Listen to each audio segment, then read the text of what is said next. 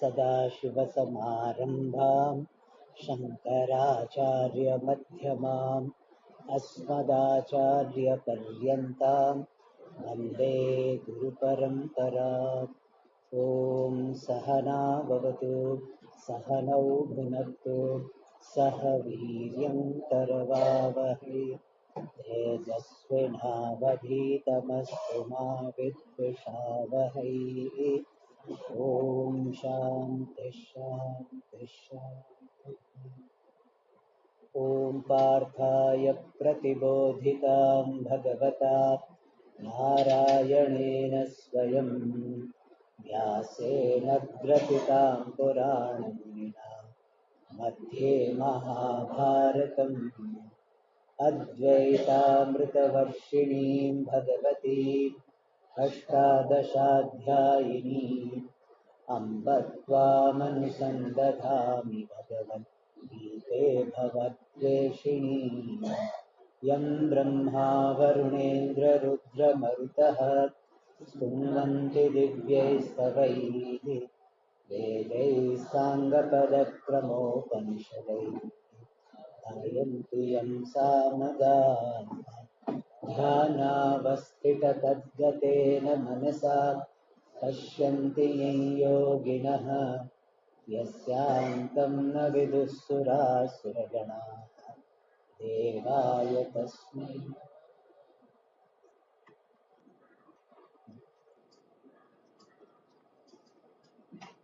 10th shloka of the 8th chapter. अथ अष्टमोऽध्यायः। श्रीभगवानुवाच प्रयाणकाले मनसाचलेन भक्त्या युक्तो योगबलेन चैव भ्रुवोर्मध्ये प्राणमावेश्य सम्यक्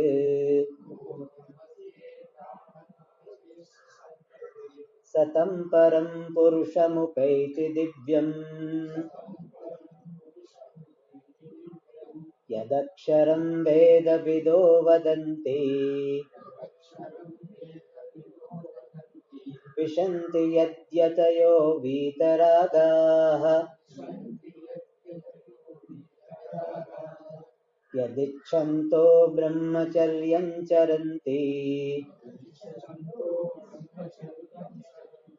तत्ते पदं संग्रहेण प्रवक्ष्ये।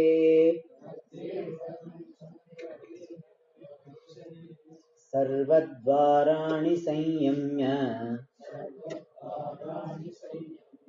मनोहृदि निरुध्य च मूर्ध्याधायात्मनः प्राणम् आस्थितो योगधारणाम्। ओमित्येकाक्षरं ब्रह्म व्याहरन् मामनुस्मरन् यः प्रयाति त्यजन् देहम् स याति परमां गतिम्।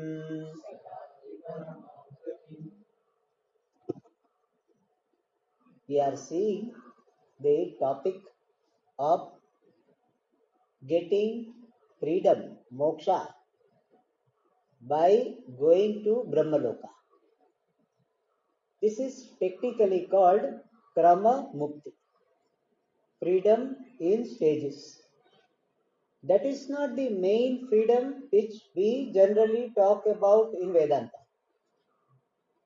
But in Shastra, we do have mention of this type of moksha, where a person does meditation on the Lord throughout his or her life, and at the end he or she follows certain procedure of giving up the body, goes to Brahmaloka, travels, the jiva travels from this body to Brahmaloka, the higher loka.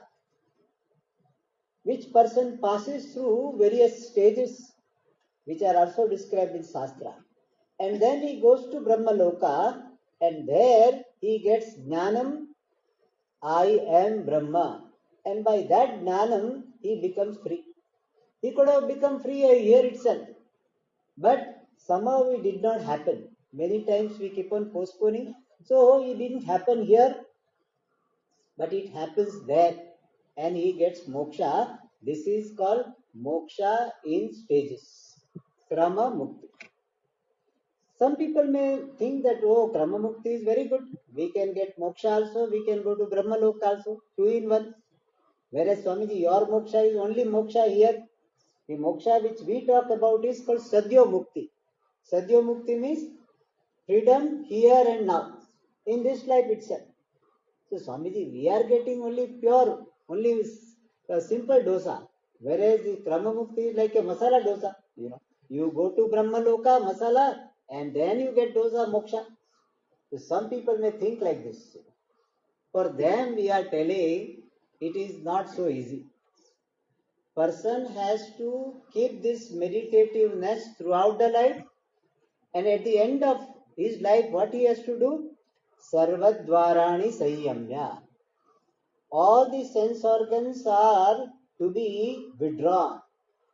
Means there is nothing to be seen outside, nothing to be heard, nothing to be tasted. Like last minute, let me have some laddu. No. So all organs are withdrawn. And mind also is to be withdrawn from every object outside. What will happen to my spouse? What will happen to my child? What will happen to my property? From that, all of them, mind has to be withdrawn. Hridi, our garage of the mind is the heart. Like when the car, when it is off the road, where does it go? It is kept in garage. Similarly, garage for the mind is the heart. When you withdraw your mind, where does it stay? It is supposed to stay in the heart. When you are not thinking about anything, then your heart is there your mind is there in the heart. So all organs are to be withdrawn, the mind is to be withdrawn, and you have to lift the prana from the different nadis. Nadis means its energy channels in the body, and you have to bring it to the heart. Imagine if you should have so much mastery over yoga that you can withdraw the prana to the heart. And then you have to raise the prana up to murdna, to the head. And from there you have to take off. The jiva has to take off. And these are the conditions to be followed. And one more condition was presented. Om iti ekaksharam brahma vyaharan. Ekaksharam Brahma means the name of Brahman, which is Ekaksharam, monosyllable, referring to Om.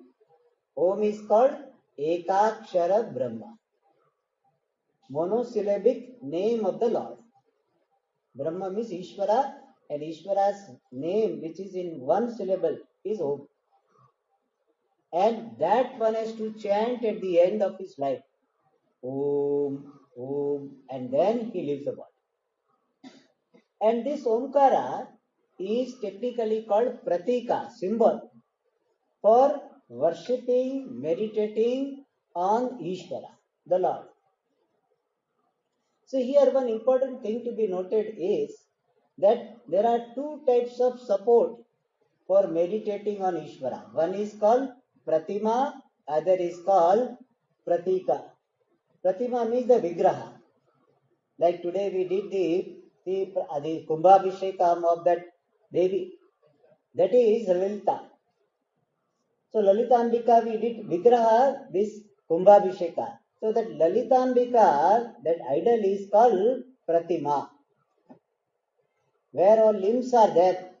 Devi's face was very shining. All the ears, the face, eyes, all limbs are seen in the Vigraha, that is called Pratima.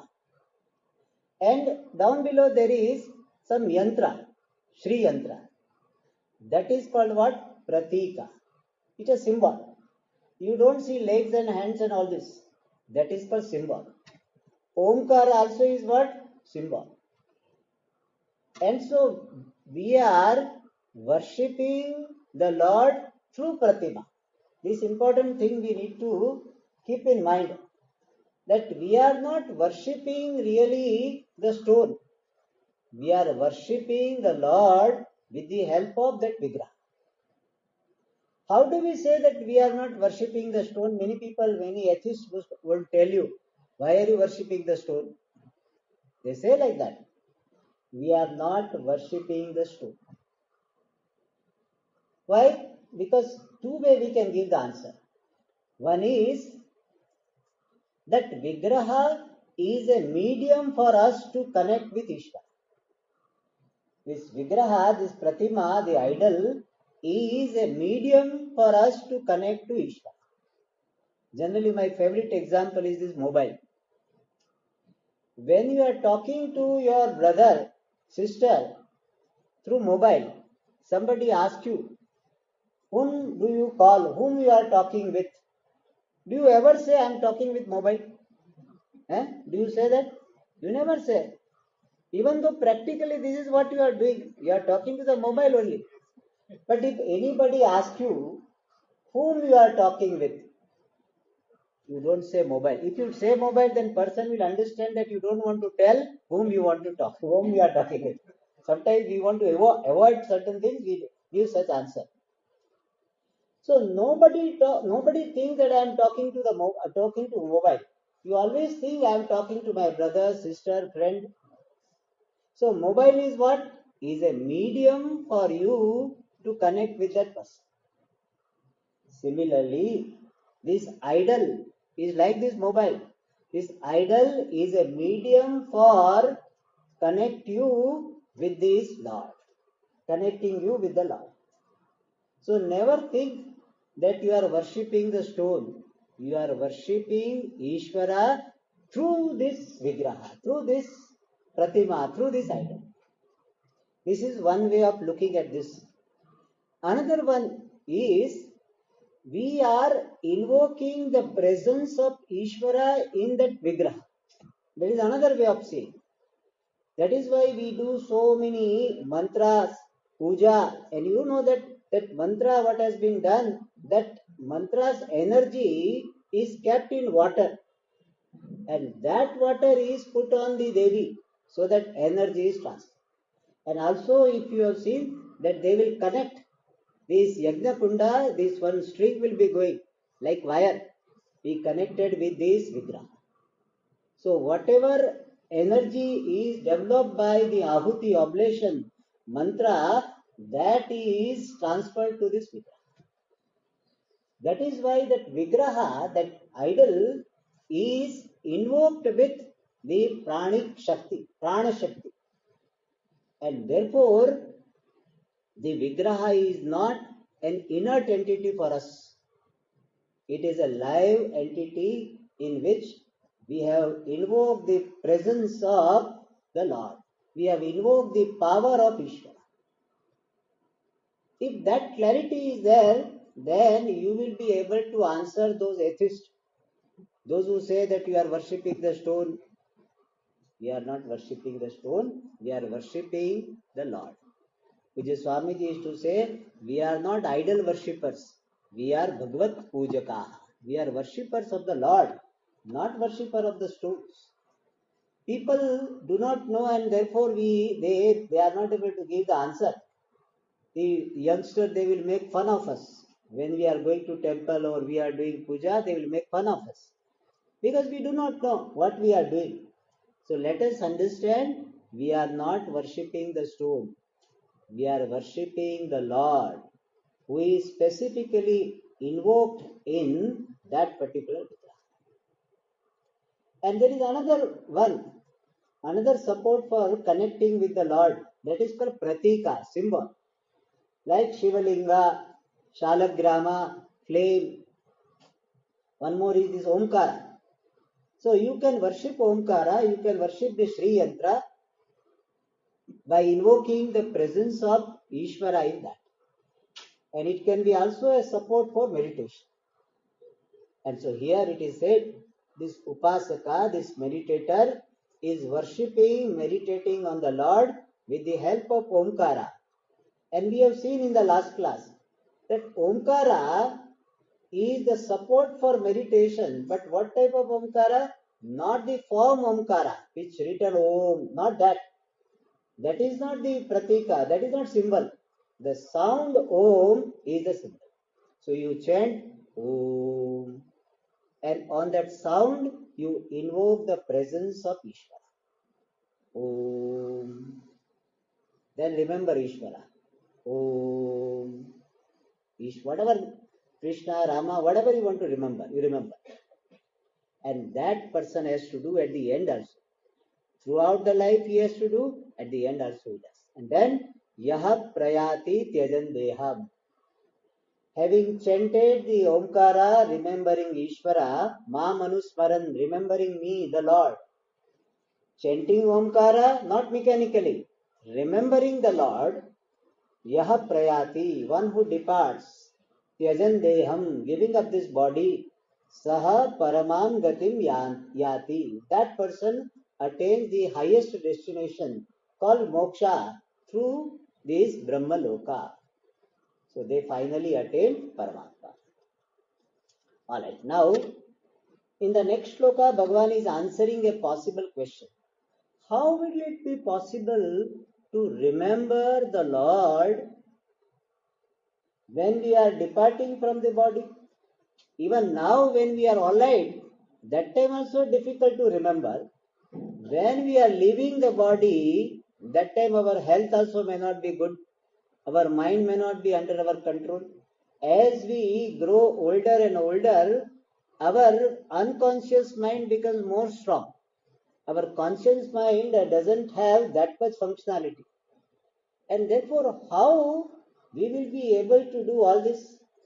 That too at the last moment of our this departure, last moment of our life, how will we do it?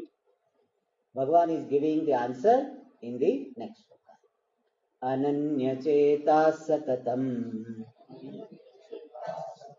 yo mam smarati nityashah tasyaham sulabah partha nityayuktasya yoginah. So Bhagavan is giving simple answer. Bhagavan says anything you do regularly with commitment becomes part of you. When you are remembering someone every day, your son, your daughter, spouse, then remembering that person is not a job for you. It just happens. So if you have practiced this, remembering the Lord with Omkara or with any mantra, if you have done throughout your life with exclusive commitment, with sense of importance, that also is important. What I am doing, I need to have the sense of importance that it is very important for me to do, not mechanically. So if you have done with sense of importance, the remembrance of the Lord regularly throughout your life, then it will come at the end. What you have remembered predominantly with sense of importance throughout your life, that will come to you at the end. Outside you may be having the mala, and when people are there you are doing mala. And when people go away you don't do mala. That time you start watching videos. If that is your life, then at the end you will remember what? Videos only, not mala. What you have done predominantly with sense of importance, with interest, with dedication, that will come to you at the end. And in Bhagavan's system, manipulation is not possible. Local system is subject to manipulation. People do hack the system. So Bhagavan's system is not available for hacking. So you cannot manipulate with Bhagavan. That whole life I will do whatever I want, and the last minute I will say Namah Shivaya, Namah Shivaya, Namah Shivaya, and will get Shivaloka. That is not possible. Whatever you have been thinking throughout your life with devotion, that alone will come. That Bhagavan says. So, answer to that question, how will it be possible to remember the Lord at the end? Answer is, start remembering now, regularly, with devotion, with sense of importance. Then you will remember. Without tension. Don't have tension that will I remember or not? Will I remember or not? Don't have tension. In fact, many a times it happens with children. They remember something, but when they get tension, they are asked, you perform in front of all, then they don't remember. So, tension sometimes makes us forget whatever we are remembering. Therefore, without tension, don't focus on that, what will happen at the end, whatever happens at the end. Let me keep doing what is asked in Shastra to do. Focus on the process, result will be taken care of. That is the principle. Bhagavan says, Ananya Chetaha Satatam Yahamam Nityashaha Smarati. Yaha, one who Smarati remembers Mam, me, the Lord, Nityashaha, every day. Not a Jumma to Jumma, a Friday to Friday. Every day. Not Sunday to Sunday. Every day. Nityashaha. And how? Satatam, constantly, as often as possible. And Ananya Chetaha, the one whose mind is not distracted to anything else. That what will happen if I go to Brahmaloka? Will there be my friends there or not? Will my spouse will come or not? All these are not there. I focus on Ishvara. Ananya Chetaha means the one whose Chetas mind is not distracted from Ishvara. And for such a person, Tasya, one who is remembering me regularly, constantly, without getting sidetracked, distracted, for such a person, Aham Sulabhaha. Bhagavan says, I am easily available. So in life, anything is difficult or easy, it depends upon your efforts, sincerity. For me, person like me, if you ask me to cook certain items, not certain item, almost any item. So for me, it will be a great struggle. Sambar you make, how to make sambar? Sambar we can eat, but how to make? So difficult because not practice. For some of you who have not given this public speech, if I ask you to come and instead of my speaking, you come and stop 1 hour, 15 minutes. No, sir. Because you are not used to. It is not that I am great. I am used to, I am doing this for so many years. Therefore it comes. So anything done sincerely, regularly, that becomes well rooted in your mind. And then Bhagavan says, for such a person, aham sulabhaha, easily available. And who is that person? Yogi, meditator, who is nitya yuktaha. He is ever integrated, always having the mastery over the organs and the mind. That person is called nitya yukta. Yukta means integrated, together person. So for such a person, Bhagavan says, I am Sulabhaha, I am easily available. So Bhagavan is easily available or very available with lot of difficulty. It depends upon you. Anything is easy when you put your heart and effort in it. Everything is difficult. Going to Murugan temple is very difficult. If you do not have this habit, so if you have developed the habit, everything is easy. Otherwise, everything is difficult. So, answer to that question, that how will it be possible to remember Bhagavan? Answer is, you will start remembering now, regularly, constantly, then it will be possible. Then somebody may say, by attaining Ishvara, what will be the benefit?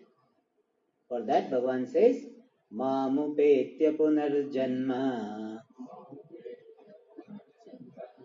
दुःखालयमशाश्वतम् नाप्नुवन्ति महात्मानः संसिद्धिं परमां गताः.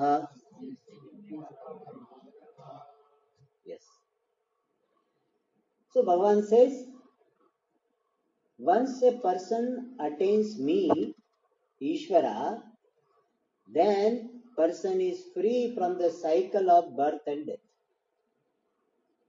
Otherwise, what happens? The jiva is punarapi jananam, punarapi maranam, punarapi janani, jatare shayanam. He is born, he lives for some time, again he dies, and again he is born, again he dies. So this type of situation is there and helpless. You cannot order your janma, next janma. Okay, next janma I will be born in Nambadi's house. So you cannot order like that. I will be born to this person's house, the president's house. It depends upon the karma. And even if you are born there, do you think that they have got happy life? They also have got so many security guards. They also have to manage so many things, so much tension. So person has to see the limitations of this cycle of birth and death. And Bhagavan says this person becomes free from cycle of birth and death by attaining me. Somebody may say, but that's all. No, not only that, they attain the Paramanandaha, the highest happiness which is greater than any other happiness you can think of. So, dukkha nivrutti, removal of sorrow, and the attainment of Paramananda is the result of attaining Ishvara. Because Ishvara is Mukta Swarupaha, he is ever free from dukkha and he is Ananda Swarupa. Therefore, attaining Ishvara is attaining freedom from dukkha and this attainment of Paramananda. That's what Bhagavan says, Mam Upetya. Having attained me, Punarjanma na apnuvanti. People do not attain rebirth. And person say, what is the problem in rebirth? He says, dukkhalayam. Every birth is abode of dukkha. That is why this Vedanta pursuit will be appealing to you when you have seen some hard situation, challenges, some limitations very clearly. Otherwise, what will happen? We people may think, what is there, Swamiji? I am a happy person, I am a good person. Why do I need moksha? Why did I need Vedanta? People say that Swamiji, I am for me everything is okay. If everything is okay, why should I study Vedanta? You need not study. Blessings, we bless you. But you are saying everything is okay. Is really everything okay? After 2-3 minutes, you will start telling, oh Swamiji, everything okay, but there is always some but. Everything okay, my son's marriage is not happening, my daughter's marriage is not happening, or my spouse is little bit problem, something or the other. And since this Punarjanma is Dukkhalayam and Ashashvatam, anyone, even if something is a happy Janma, it doesn't last forever. You see in your life any comfortable situation which came in your life, it did not last for a very long time. Even if it is lasting, it is no more giving happiness. See, when we did not have a car and we wanted to buy a car, so when car came, we were so thrilled. You must have been there. I didn't get the car. I'm talking about you. So you must have become very thrilled. My car, my first car. So we are very happy, excited. In India, we don't remove even plastic cover from the seat. That is typical Indian. So new car, we want to show that this is a new car. So for so many days and perhaps weeks, we don't remove this plastic cover. It's a new car. If anybody touches also, you don't touch. Scratch will happen. So we were so excited. And after that, this you are using the car, but that excitement is gone. When you think of your happiness, the car doesn't come into the picture. You think that today I will be happy. How? By eating this or by listening to this music or meeting this person. The car doesn't come in the list. Why?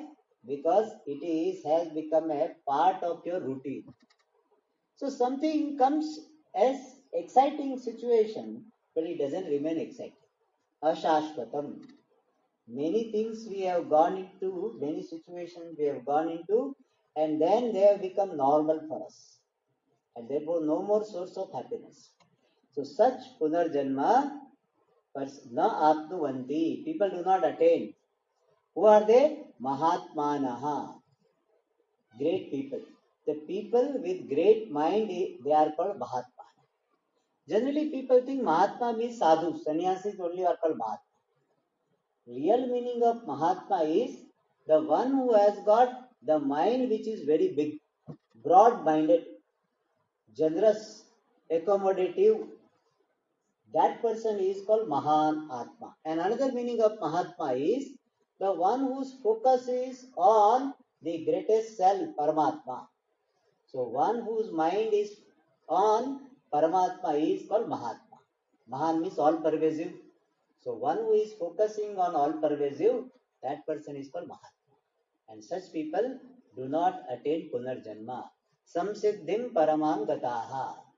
Having attained the highest success, Samsiddhim is success.